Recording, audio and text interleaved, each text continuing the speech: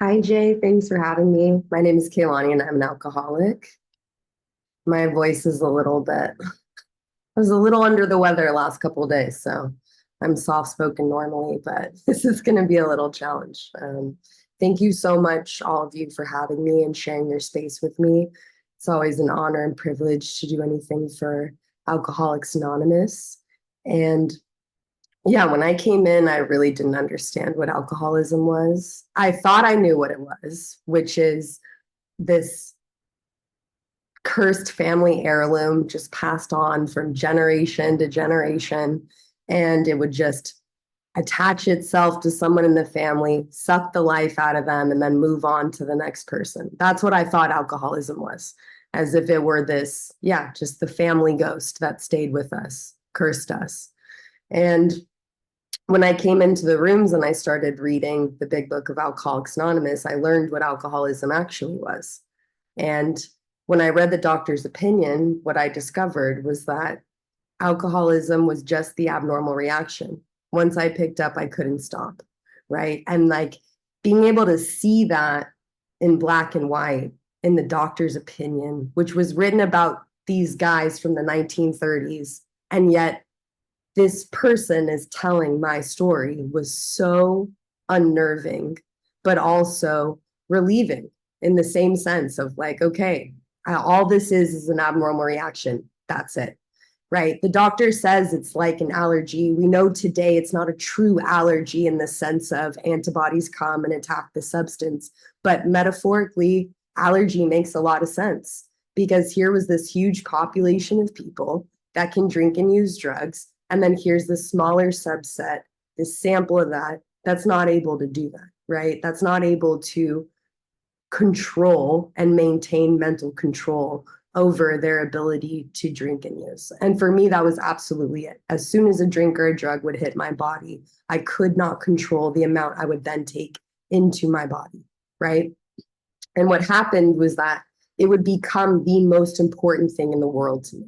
It would suddenly become the most important interest, more important than my family, more important than anything I wanted to do, more important than whether or not you thought I was a nice person, more important than whether or not I was a good friend, more important on whether or not I was a law-abiding citizen. The only thing I cared about, the only thing that mattered was getting that next hit, right? That was it. The next drink, the next drug, that's it.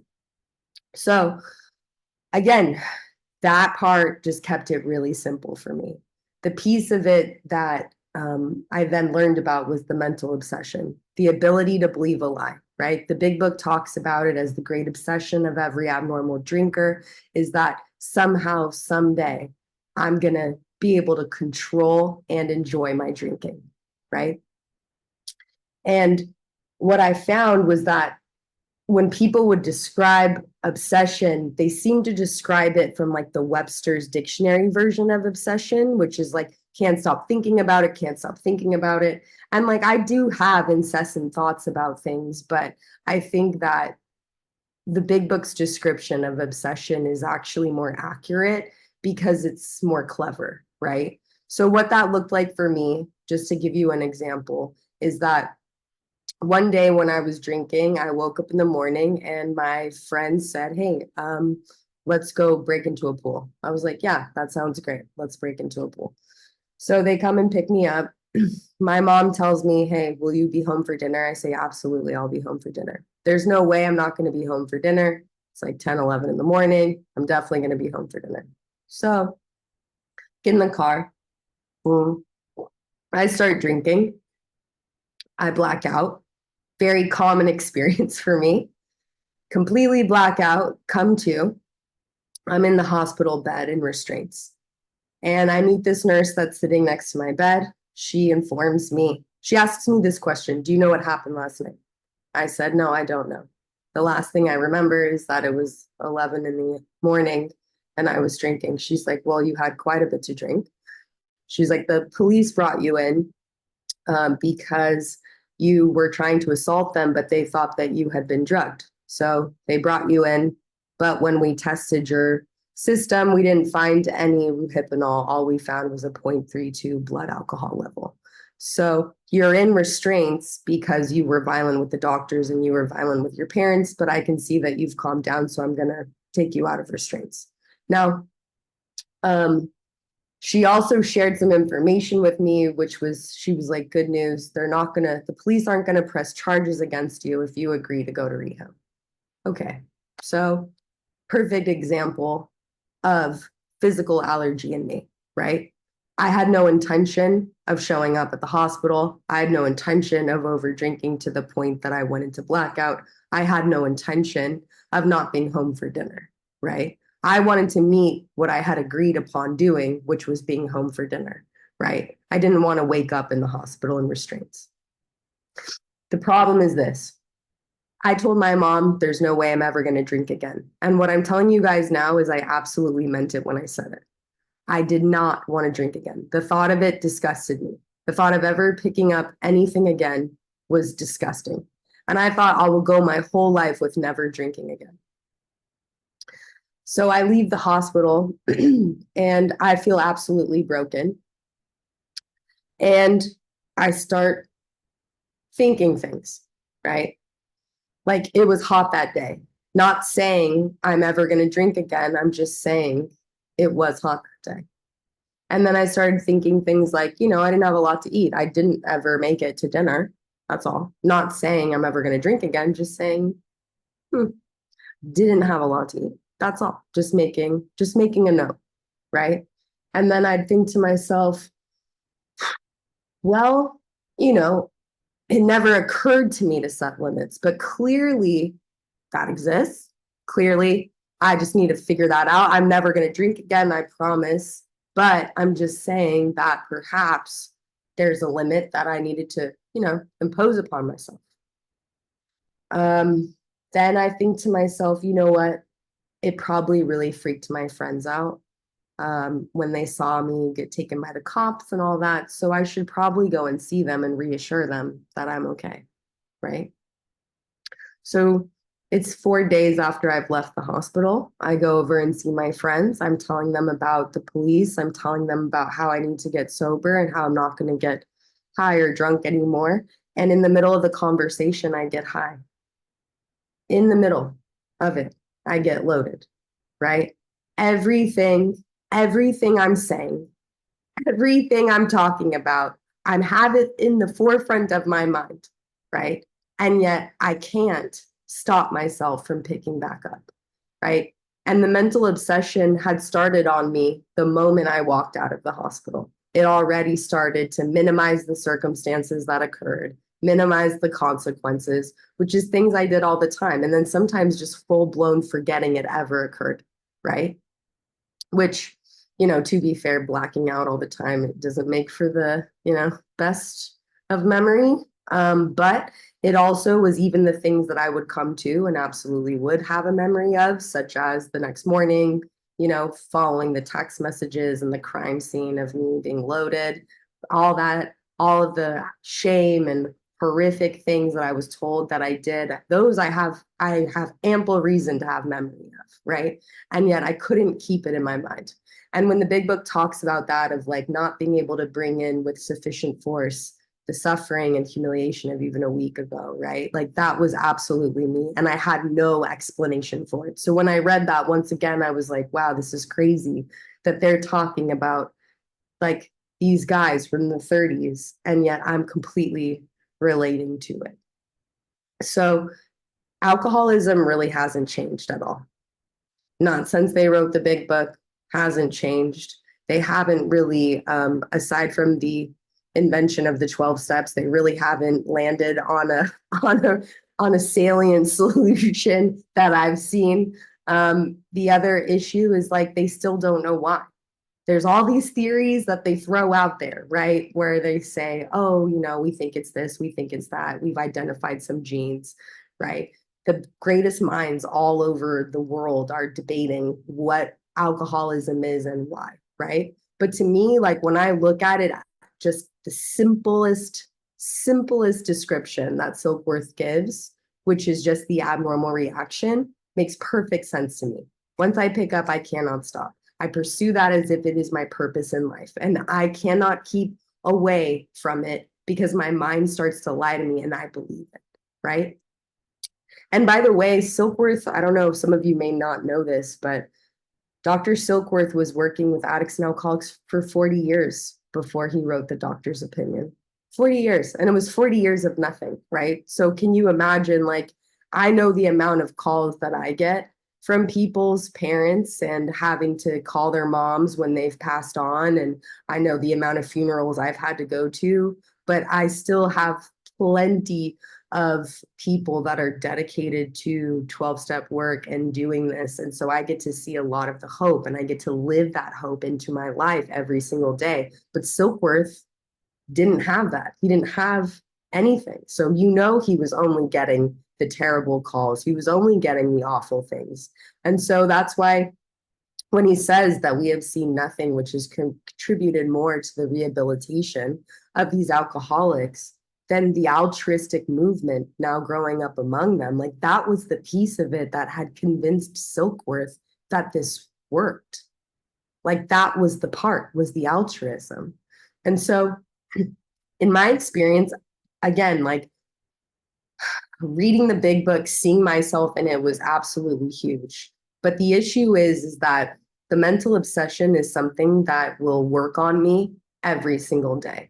Now, I don't think addicts and alcoholics are the only people that lie to themselves. I think people lie to themselves everywhere, right?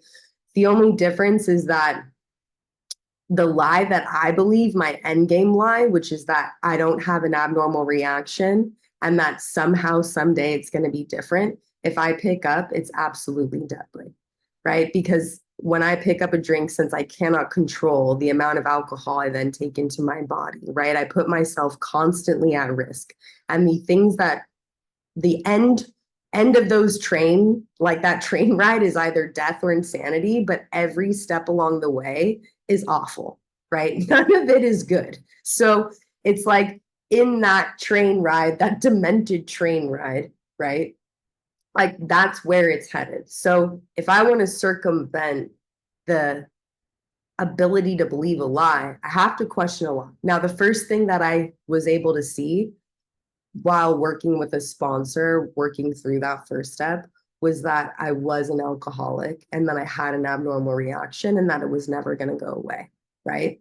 Every day I read with someone, which I do. I open up the big book with one person every single day, which sometimes people think sounds like a lot, but it's really not. It's an hour of my day. I think of it as like maintenance. I think of it as like, it's okay. And sometimes it's more hours of the day. But the truth is, what I found was that, I don't know, I like you guys, right? It's not that big of a deal to just open up a big book with someone. Like, oddly enough, you end up finding out that the people across from you are actually pretty cool. So at first, it was really freaky because I was afraid of people and I thought that the judgment of others was going to keep me safe, which is completely a lie. But anyway, that's a side venture. So when I go through the big book every single day, right, I'm treating that mental obsession because I'm going through the diagnosis over and over and over again. So I can't forget that I'm an alcoholic. I can't forget that I have an abnormal reaction. The same way that when I read through like more about alcoholism, right, it goes into the thinking that precedes the relapse. So if I find myself in the pre-lapse thinking stage, I know where I'm at, right? And if I share with people, oh, this is the stuff that preceded relapses at times in which I had, just like I did with you guys just now, right? Where I talked about how my mind started to weave together, changing and justifying why I did what I did because of the circumstances. Now, since I work with alcoholics so frequently, I get to see so many ways we try to change our ideas about our reaction to try and justify it. So instead of it being an abnormal reaction due to circumstances, I want to pretend like it's a normal reaction. And those are things that I've done, right? It's like I've brought up things that were, traumatic events and thought to myself, well, and this is all in service of mental obsession where it's gone, well, see, this terrible thing happened. Maybe you wouldn't be an abnormal reactor, you wouldn't be an alcoholic if you just healed that part. right? If you just healed that part, maybe you'd be fine, right? And I have seen the people that have gone out over those ideas, right? And turns out once you're an alcoholic, you're always an alcoholic. Because like, here's the thing is like, I know that there are things I have to look at as a human being, but that doesn't equate for why I'm an alcoholic, right? There's plenty of stuff and there's plenty of things in the 17 years I've been here that I have healed through, which thank God this thing works, right? And I have healed through those things, but I know that even today, with as much as I've healed for, if I were to pick up a drink or a drug, I'd be just where I was before. That part of this is never going to change, right? It doesn't matter how much healing I do. It doesn't matter, when I get the direct line to God. It doesn't matter about any of those things. Those things are wonderful and beautiful and benefit me as a human, but they will not cure my alcoholism, right? So that part was really important for me to see. And when I go through the big book over and over and over again, right, I don't forget that aspect of it. Now, the third part of this thing that they talk about is spiritual malady, which to me is just emotional and manageability, right? Anxiety, depression, jealousy, fear, right? All the icky feelings, all the stuff I don't want to feel, the anger, right? The rage, the annoyance, all that stuff, right? And so when I find myself in spiritual malady, which again, like I really think everybody experiences that. I don't think that alcoholics and addicts own anxiety or own fear or own jealousy or own depression, right? I don't think those are solely the things that we experience. So really, when I look at this thing, I just think one part addiction, which is that I'm an abnormal reactor, and two parts human condition. I lie to myself, I create stories, and I have these feelings that feel unmanageable. And so what that'll look like for me is like, let's say I experience an emotion, get anxiety. My mind starts looking for a reason. Why do I feel anxious? Start searching, right? And it might come up with, oh, it's because you said that thing to that person when you were at that place last night. And it's because you're a piece of shit, right? And it'll just start going on and on and on about all of these things, right? And be like, oh, and remember that thing you did when you were 10? It's because you're a bad seed and you will always be bad and you will never be okay and you will never be healed and it will never, ever, ever, ever change. You are broken forever. You've cursed everyone around you, on and on and on. Your husband doesn't actually love you. He's going to leave you, right? All of these things. And then that opens me up to the end game lie. You know what'll take this away? What'll take this away is a drink and a benzo. And like, that's what it'll show up with, right? So I have to treat my human condition in a different way than drugs and alcohol. For a period of time, that's what I was doing, right? But since I found that I'm one of those people that has no internal braking system, it is not safe for me to use drugs and alcohol, period.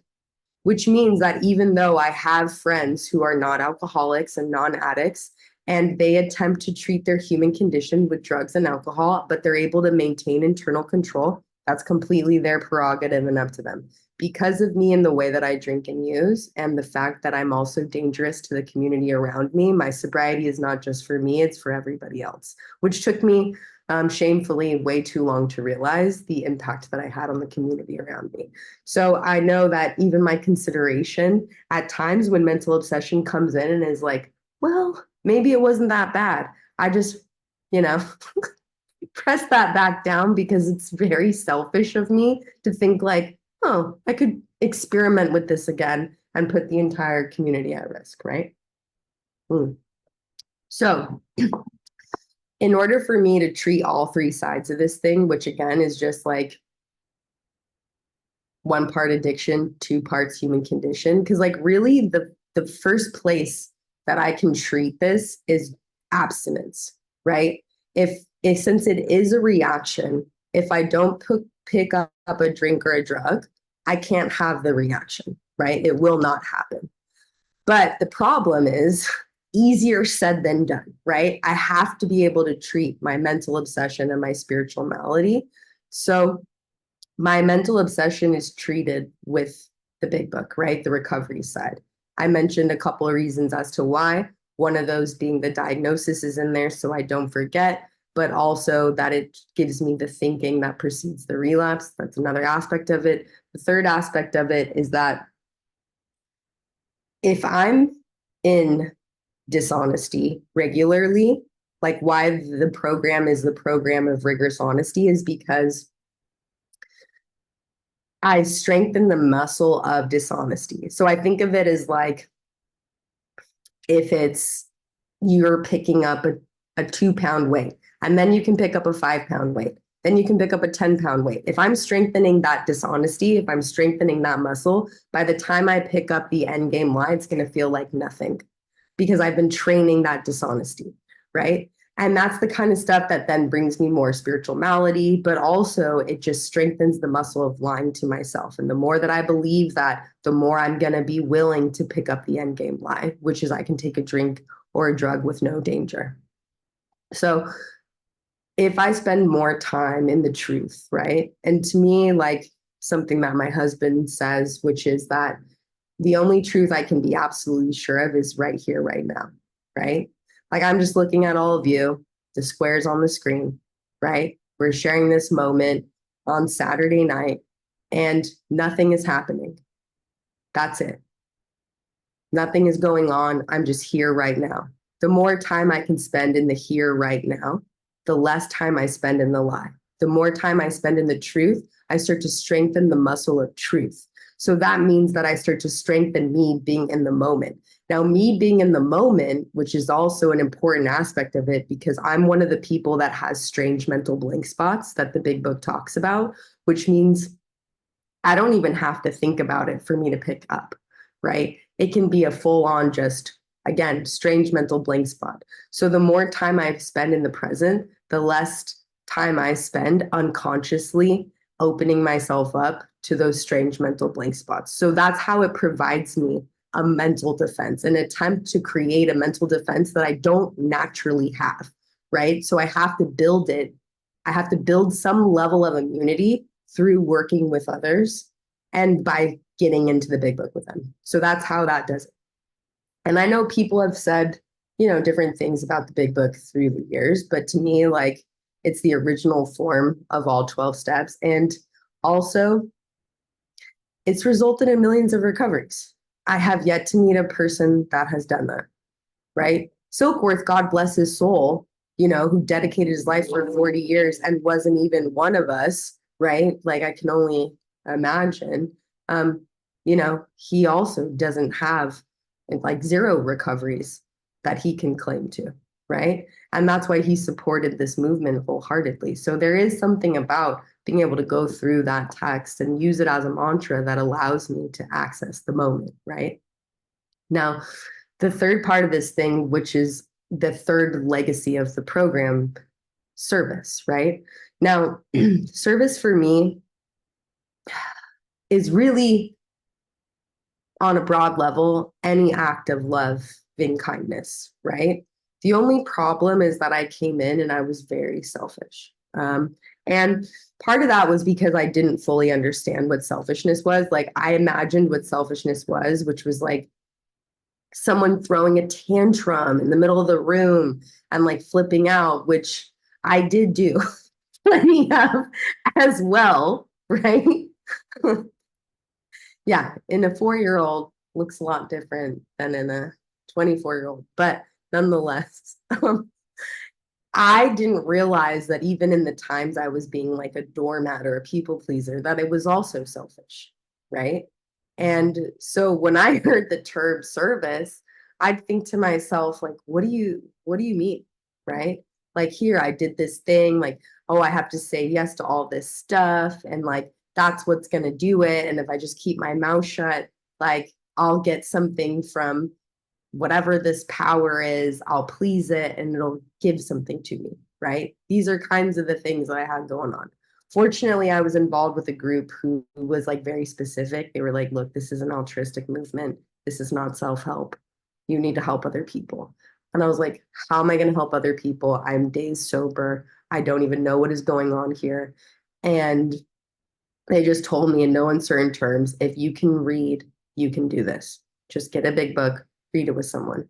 And what I will say is that they weren't super nice to me, which is totally fine, but gave me the thing I needed the most and something that I've carried throughout my sobriety. Because like the truth is like in those moments, like I do believe that my original grant sponsor probably could have told me something, gave me a little joke, patted me on the back and made me feel better for that moment. But what that would require is then I'd constantly be looking to him to solve me, to fix me, to change me, right? As opposed to giving me a practice that ultimately led to me being able to heal for real, rather than just that constant validation from another human being, but instead being able to find and develop a practice that ultimately not just saved my life, but changed my entire view on reality.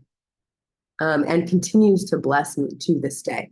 So thank God he showed that type of restraint in terms of just telling me to go help somebody else. And I originally started because I thought I was going to prove him wrong. I was like, I've never, ever in my experience, ever heard of anyone saying that in order to help yourself, you have to help somebody else. Every healing modality I'd ever heard of was like, oh, you go study in the mountains for a period of time and then you come down and you're going to bless us with whatever juju that you've gained, you know? Or, oh, you need to be taught this by X amount of professors before you're qualified to help people, right? And in some regards, yes, like there are certain modalities where you're like, yeah, I hope you do learn something about this. But the truth is like alcoholism from the gate was clinician resistant, right? Alcoholism from the gate was not something that a normal therapeutic approach could help. We already know we're beyond that. We're beyond the human aid. For the human aid, it's like absolutely get some training under your belt if you want to be a medical professional, right? Which is why I don't give my sponsees medical advice because you know what? I'm not a doctor, don't ask me. But if you want to talk about fear and you want to talk about selfishness and you want to talk about getting out of that, I have all the time in the world, you know? So that's the thing is that this, I've heard people say it where they're like, oh, I feel like I want to get brain surgery like on my mind by my sponsor. And I'm like, but it's not brain surgery at all. Thank God for that. If you are going to get brain surgery, yes, you should consult a professional. But for the 12-step stuff, this is about altruism. This is about me getting out of self. And what I can tell you is that even with inventory, even with that fifth step, there were some things that me just seeing on inventory, yes, it was freeing. I was like, oh, I get it now. Totally saw that differently. Got it. But there were things that really didn't make sense to me. But when I started seeing them, hearing them on fifth step after fifth step after fifth step with all these different people, I was like, oh, wow, maybe I'm not that weird, right? And then actual change began to occur from me being able to be of service. So, like I said, when I came in, I just felt particularly selfish. And there were a lot of things that didn't seem accessible to me, such as prayer, right? Ooh, prayer was really tough for me. I didn't believe in God, but I was willing to believe in God, right? But I didn't believe, and I would do those types of prayers where I would say, all right, God, if you're real, prove it, show me you're real. And actually got some like pretty fascinating stuff from that, but that's a whole other thing. So there was like just, I didn't feel like I was praying to anything, right? The same way that my sponsor told me that I should meditate for a minute a day. I couldn't sit still for a minute, not even a minute. And I used to call early meditation practice for me marinating because I would just marinate in whatever it was, right? I would just sit there and I just think about how I was going to get my vengeance on these people who had harmed me. And I would just think about all the messed up things that everybody said to me that day or whatever it was, which I'm sure I made all of it up. But again, it was just not something that was accessible to me. The same way that like I couldn't sit through a feeling for years. It took me years to be able to sit through a feeling. To be able to access pause on my own took so many years, right? I'm grateful it's here now, but it took a long, long time, right? The one thing that I could do, the one thing that was so easy, and so easy is an interesting term. What I was simple. It was so simple. It was something I could already do was I could get a big book and I could read it with people. And I could give them whatever I had been taught to underline and highlight. I could give them that. That was so accessible, so easy, so simple in that regard. Way simpler than trying to figure out how to access the fourth dimension of existence through meditation, right? Took a little more time. But what I found was that, speaking of the fourth dimension of existence, is that working with others almost put my ability to access that on, like with Miracle Grow. Because when someone else was sitting in front of me, it was like, it's a lot harder to zone out when someone's in front of you crying. I don't know why. It's harder to do, right? It's harder to, go off into some weird spot or be like on your phone doing something weird when someone's in front of you asking you a question, right? It's a lot harder to come up with stories in your head when someone is across from you and you're discussing how crazy it is that it's, 2024 and the person is completely like Jim's story, right? It's like it's a lot harder to veer off into these other directions when there is someone calling your attention in front of you. And so what I found, and I didn't know this at the time, was that I was developing a relationship with deep connection with people. I didn't know that I was developing a relationship with a community, but I was building it with true emotional intimacy because I was using a big book that was, really formatting these deep conversations between me and the person in front of me. And I didn't know that it was going to result in staying sober, but also being able to access peace and happiness and freedom. And I didn't know that it would be this simple. There were so many things that I felt like I had tried before. And also, not to mention, like, and I've told people this, that like, if someone told me, hey, you for an hour a day, you can drink as much as you want, it would not be enough at all, right? Not enough, right? 1 hour a day, that's not enough. And yet somehow when it comes to this stuff, like reading the book with people for an hour a day made such a huge difference in my life. Not to mention that it wasn't just like all real modalities of healing to me are about gathering, like getting insight, right? And I can get insight through honest conversation with people. I can get insight from working with, a professional. I can get insight from reading a book. I can get insight, right? For example, with this, the biggest insight I gained was that I was an alcoholic and I had an abnormal reaction. It was never going to go away, right? And today, I think the least interesting thing about me is that I'm an alcoholic. I think it's just one of the, you take off all the lore and all the myth of like all the other stuff that went around it, the criminality, all the chaos, right? You take all that off. Oh, we're just looking at, I am an abnormal reactor. That's about as interesting as someone having a peanut allergy, which is just not that interesting. So it's just simple. Not to malign anyone that's got a peanut allergy. I'm sure you're very interesting. It's just that your peanut allergy is probably not that interesting, which is my point, is that you have so much more to offer the world. So with that being said, it's like realize that, gained that insight. Now, in order for me to capture and keep that insight, which is very important for me to do, because if I don't contain this insight in my life, if I don't live it into my reality, I will lose it. I will forget it. It will go away, right? In fact, I don't think that any alcoholic in that regard like can stay in that middle of the road, because I think it will always skew towards alcoholism, right? It will always skew that way as its natural tendency. So each day I have a daily reprieve, which allows me to be in a state of neutrality, but I have to work for that state of neutrality, at least in my experience, right? So with that being said, I have this insight. I can gain this insight. I can do it in a multitude of ways, right? I got to gain this insight from the big book. But in order for me to maintain that insight, I have to couple it with some type of path, right? And that's true about so many other things.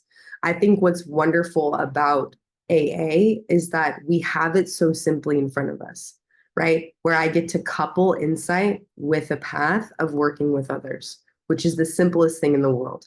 And what I have found is like the marrying of that self-knowledge plus selfless action, like that can actually get me somewhere, because really the self-knowledge becomes knowledge of self, right? And the selfless action is what allows me to maintain that insight and live that insight into the world. So in doing so, like that allowed me to then have enough time here to be able to develop a relationship with God, right? That gave me enough time here to be able to really like ask some deeper questions about my patterns and relationships and how I reacted to things. And it gave me enough time here to be able to question fear, things like that. But if I can't even stay sober long enough, like I can't even get to those other aspects of this thing, right? So working with others was really the thing that, again, it wasn't coming from a hierarchical space. And I'll tell you, I came in, I was young. Nobody wanted what I have. I can pretty much guarantee you that. Which is why I went to meetings where I noticed there wasn't a lot of people sponsoring. So there was no competition. They had to ask me, right? And that was how I did it. I was like, okay, cool. Like I'm the only woman here raising my hand. So they're all going to come to me, which is what happened. And the truth is again, they didn't want what I had, but they wanted some underlines and highlights. They wanted whatever I had in my big book, which I was more than willing to give. So kept on doing that.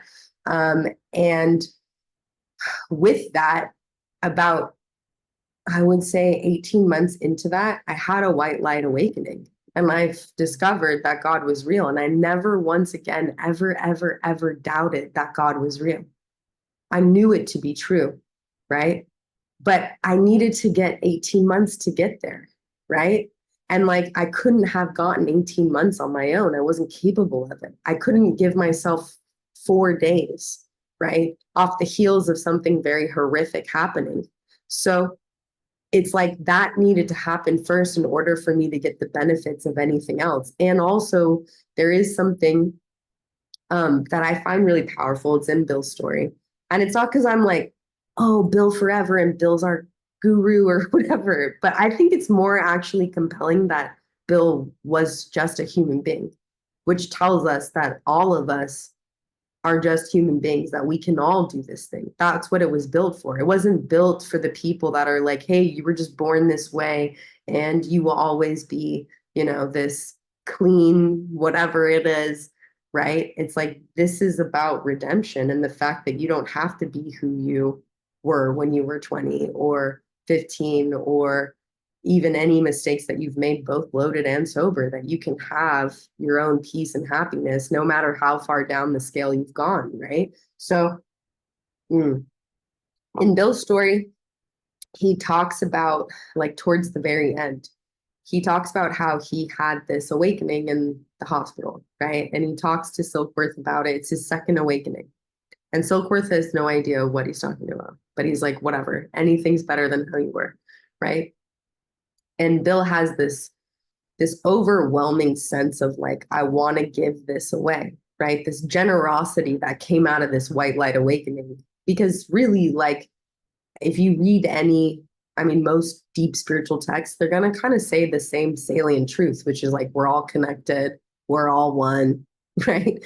And so he's having his oneness vibe, right? He's experiencing that. He's thinking to himself, I want to spread this to as many alcoholics that I possibly can. Like maybe they'll want what I've been freely given, right? So that's his generosity. Then he goes into talk about how Ebby gives him a warning. Ebby tells him, you have to work with others the way I've worked with you, right?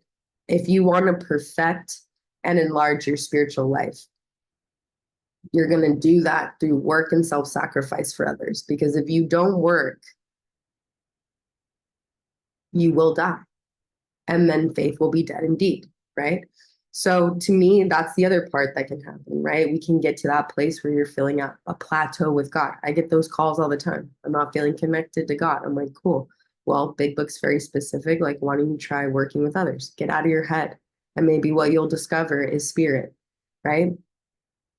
So, and that had been my experience. My experience is even when I didn't believe in God, working with others gave me like a small taste of it, of like, oh, this is what it could be like if I wasn't in my head. This is what it could be like if I experienced peace. This is what a pause could be like. Because sometimes I would meet with them for an hour, and then whatever problem I had had coming into that, because I waited an hour with them, right? Once I left, the problem was gone. I had a teacher that used to say his problems would die of neglect, right? And that's what would happen is like I neglected my problems and then they would die. It was the craziest thing ever. And then if something really still required my attention at that point, when the emotional charge has been taken out of it, it's just logistics, right? So anyway, with that being said, he goes into that. How do I perfect and enlarge my spiritual life? Okay, very specific, worth in self-sacrifice for others.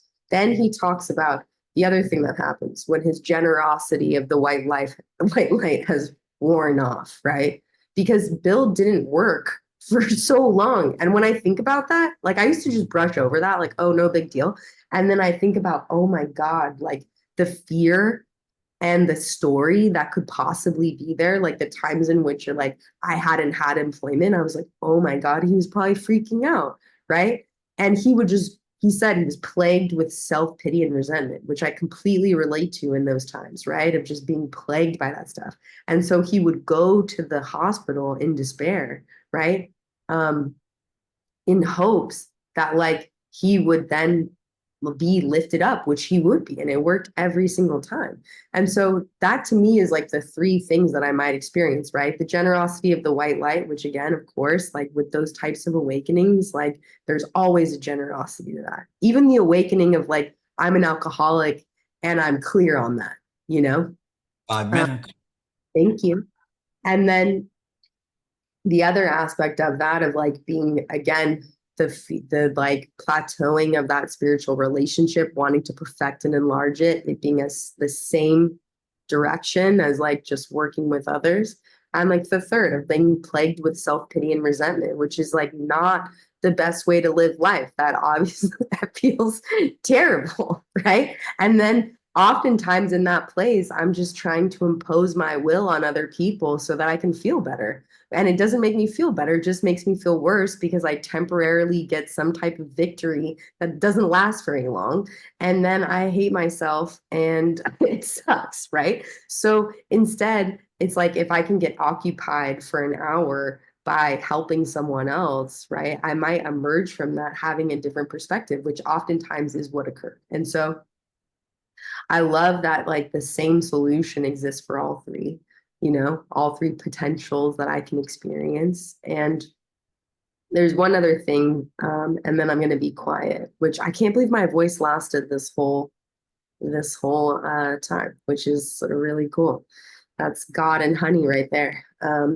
So I have had the most wonderful life. It has been so, so crazy. I look at it today and I think to myself, like, I am so blessed, right? And the three like biggest miracles of my life have been one, my sobriety, which by the way, I had absolutely nothing to do with. All of my efforts and every thought I had was toward getting the next drink or drug. The fact that this power still loved me enough to pluck me out of that and introduce me to this path is crazy. Now, I have to answer the call, right? I have to remain willing. I have to say yes to the book sessions over and over and over again. But the fact that this thing took me out of that and placed me here is a miracle, right? The second is my sanity. When I came in as someone who experienced drug-induced psychosis, the fact that my brain even came back was a miracle in itself. And it took a little time for it to fully be there. And then once it was there, I was wishing that parts of it remained gone, right? Um, and it almost felt like my mental health had gotten worse when I got sober, right? It just felt like it's like, oh, this is life is actually really hard when you're here, right? And again, like it's this power still loved me enough to introduce me to this path, which not only gave me physical sobriety, but also gave me peace and happiness and like healed a lot of stuff. Like that part on page 133, when it talks about being a miracle of mental health, like I relate to that, which I think is such a beautiful thing. And again, it wasn't anything that I could do for myself. It was something that was done for me. And all I had to do was have the willingness to do very simple things, right? And the third thing is my husband, right? The love of my life was brought to me. My behavior with relationships into sobriety was not great. Really selfish for many years. I was very selfish and hurtful. And I was doing all this other stuff. I was like, I was a good sponsor and I was a good friend and I was a good daughter and I was a good employee. But for some reason in this area of my life, it was very challenging for me to show up principled, right? To show up loving, unconditionally loving. It was very difficult. And even in the midst of that, all my efforts, all my ideas are like geared towards something else. God still loved me enough to bring me the love of my life, which I think is wild. And we live a relationship today where we tell each other absolutely everything. We're completely rigorously honest. Every principle that we talk about in the big book is something that we practice in our own relationship, which again, I'm like, this is wild. All I have to do is be willing to do these very simple things. And then I get to live this incredibly beautiful life. Like it's that I could have not even came up with myself, right? I would have sold myself totally short.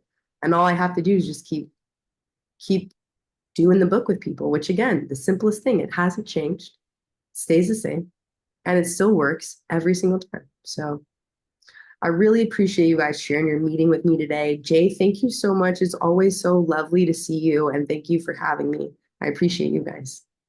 Yay, yay, Kelani. Thank you so much, Annie.